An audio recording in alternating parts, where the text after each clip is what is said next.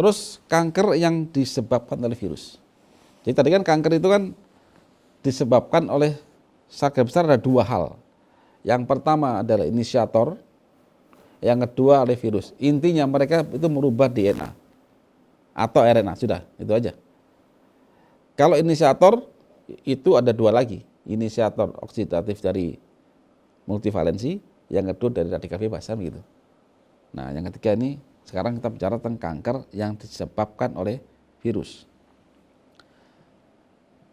Kajian tentang virus itu Bapak Ibu bisa melihat mempelajari video kami tentang kill COVID-19.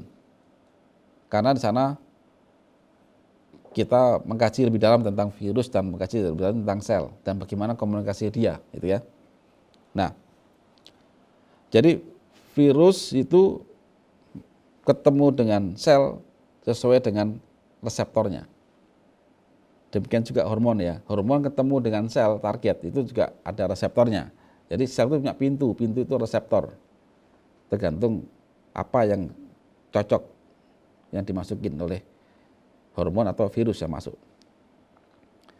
Nah, kita fokus ke virus. Virus itu masuk melalui reseptor sel untuk melakukan replika. Terus virus berpotensi menyebabkan kanker adalah virus DNA. Karena apa? Karena dia merubah DNA. Nah, pembahasan tentang virus DNA ini Bapak Ibu bisa cek lagi, tolong pelajari lagi tentang bincang Karnus, ada di video kami tentang bincang Karnus COVID-19. Ada di situ, ada di YouTube kami. Mohon pelajari dulu sehingga video ini nggak terlalu panjang untuk bahas virus. Nah, contoh kanker yang disebabkan oleh virus apa aja? Ya serviks, kanker hati ya. Itu salah satunya. Nah, Bapak Ibu,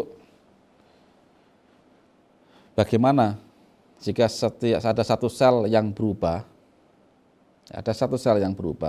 terus dia sampai membuat kasus kanker ya. Dan ini juga analogi juga. Kenapa pada saat ada satu benjolan nih, Bapak Ibu lukain dengan biopsi tolak itu, dalam waktu singkat itu potensi akan mengganas itu.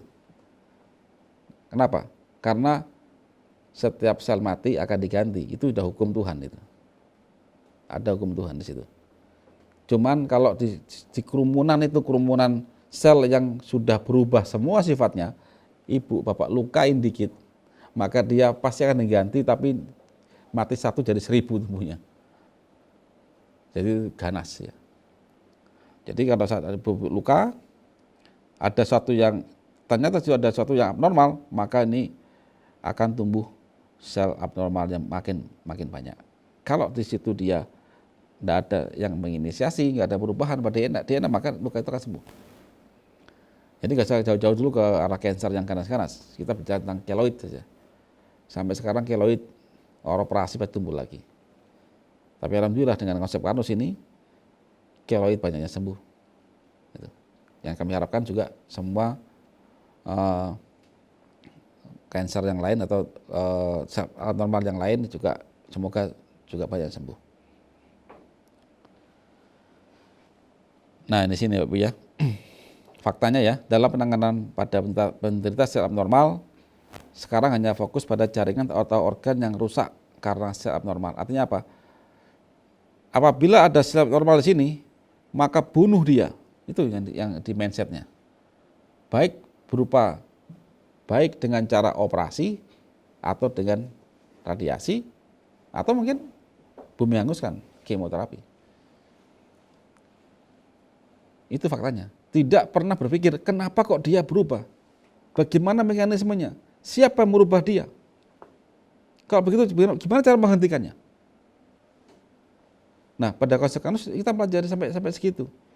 Nah, pada kami ya, konsep kami ya, begitu ada benjolan, maka segera perbaiki lambung Anda. Itu konsepnya. Kedua, tangkap inisiator oksidatifnya. Yang ketiga, netralkan apa namanya? Netralkan seluruh radikal yang terbentuk. Gitu ya. dengan tambahkan elektron yang tidak berubah dari yang pendonornya. Sebagian silakan operasi, tapi sebelum operasi lakukan hal tadi. Supaya apa? Supaya begitu Anda setelah operasi, luka itu tidak jadi cancer. Nah, karena itu metode kami gunakan adalah perbaikan sistem tubuh manusia dan lakukan operasi apabila memungkinkan. Tapi kami memang tidak setuju dengan kemoterapi. Kemoterapi itu yang disikat hormonalnya, perintahnya, tapi kan ngawur perintahnya. Kalau ibu tidak setuju dengan konsep saya, silakan, tapi mohon pelajari. Pelajari semua obat kemo. Apa isinya? Kemudian tempatkan pada tubuh Anda.